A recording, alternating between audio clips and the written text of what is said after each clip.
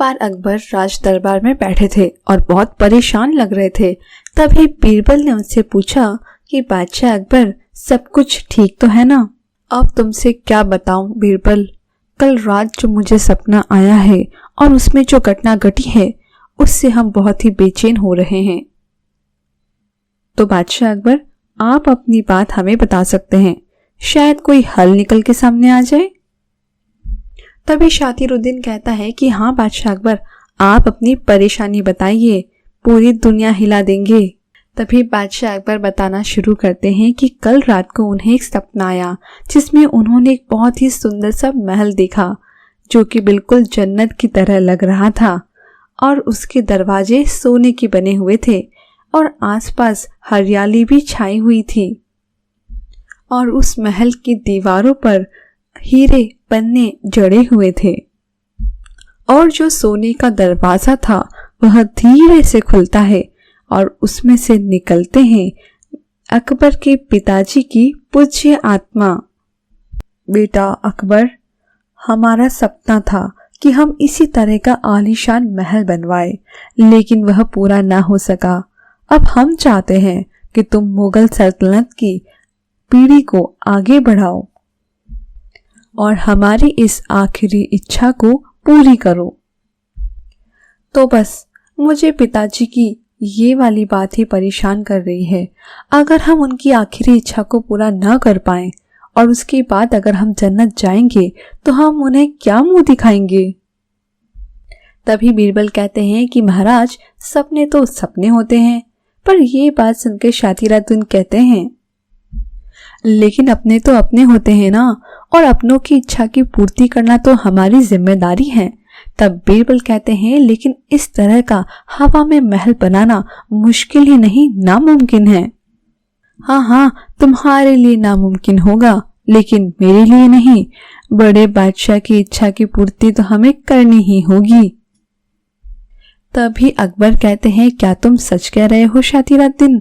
तब वह कहता है कि हाँ, मैं ऐसे कारीगर को जानता हूँ जिसके लिए कुछ भी करना नामुमकिन नहीं है। आपकी इजाजत हो तो उसे आज ही मैं यहाँ पे पेश करता हूँ। अच्छा, ये तो बहुत अच्छी बात है, तुम उसे यहाँ लेके आ जाओ। इस बात को सुन के बीरबल अपना सर पकड़ लेते हैं।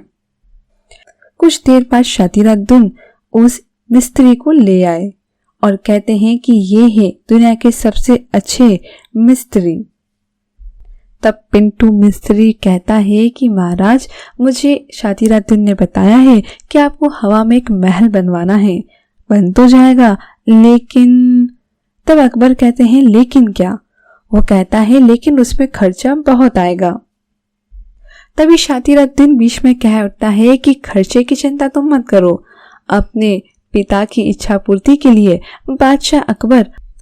तब पिंटू कहता है कि तुम्हें तुम्हारे आमदनी से मतलब है ना, तुम्हें वो मिल रही है। तब शातिरुद्दीन कहता है कि अरे बादशाह को अगर गुस्सा आ गया ना तो तुम कहीं के नहीं रहोगे। जितना पैसा हमें बनाना था हम बना चुके।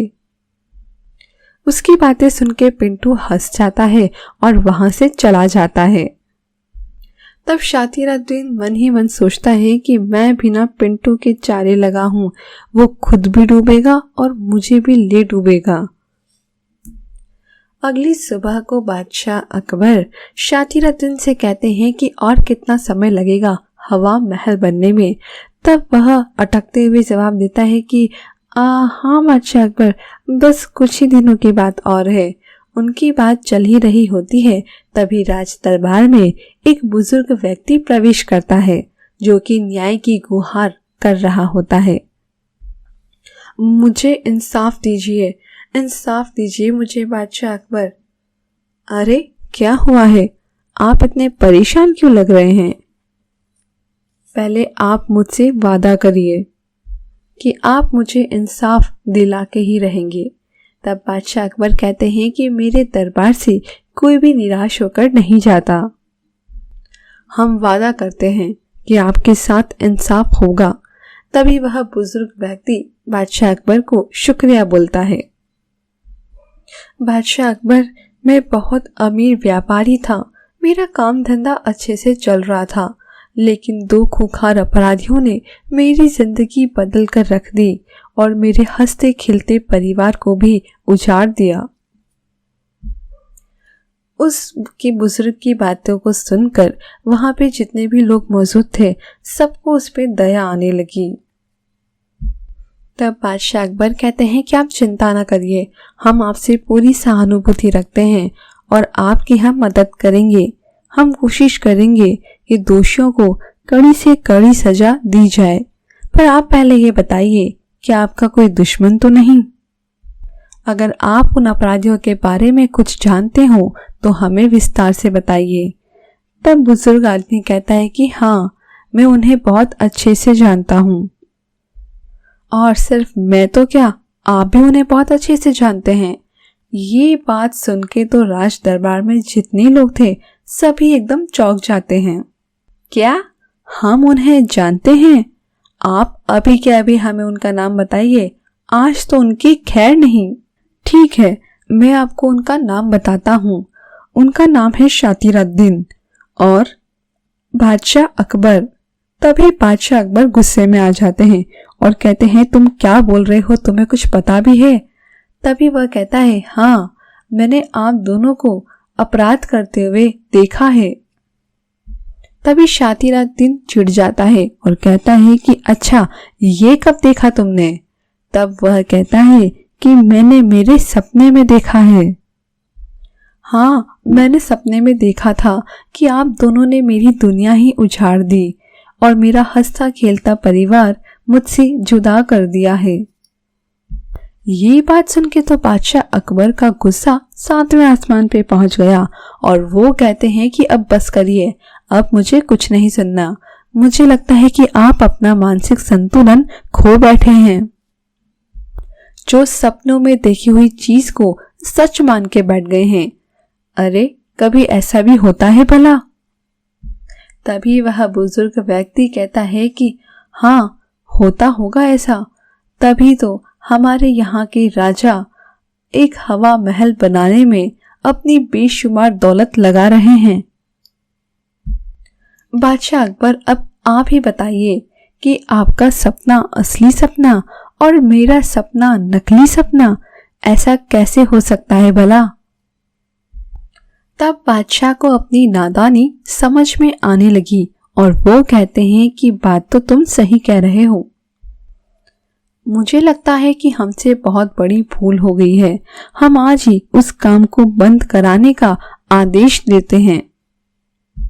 तभी बादशाह अकबर कहते हैं कि हमें सपनों की दुनिया से बाहर लाके हकीकत दिखाने के लिए तुम्हारा बहुत बहुत शुक्रिया, और हम जानते हैं कि तुम कौन हो, क्योंकि यह कार्य तो सिर्फ एक ही शख्स कर सकता है। क्यों, सही कहा ना बीरबल? ये बात सुन के बीरबल ने नकली दाढ़ी मूछें निकाली और सभी जने हंस पड़ते हैं। तभी वहां पे पिंटू मिस्त्री का आना होता है और वो महाराजा अकबर से कहता है कि महल का काम तो शुरू हो गया है, लेकिन अब मुझे कुछ पैसों की जरूरत है, तो अगर आप थोड़े पैसे मुझे दे देते तो अच्छा ही होता। तब बादशाह अकबर कहते हैं कि हाँ, क्यों नहीं, सिपाहियों इस पिंटू मिस्त्री को पकड़ लो और कारागार में बंद कर दो। तो इस बार फिर से बीरबल ने अपने बुद्धि के घोड़े दौड़ाए और परेशानी को हल कर ही दिया। और आज हमने इस कहानी से सीखा कि भावनाओं में बहकर निर्णय लेना महंगा पड़ सकता है।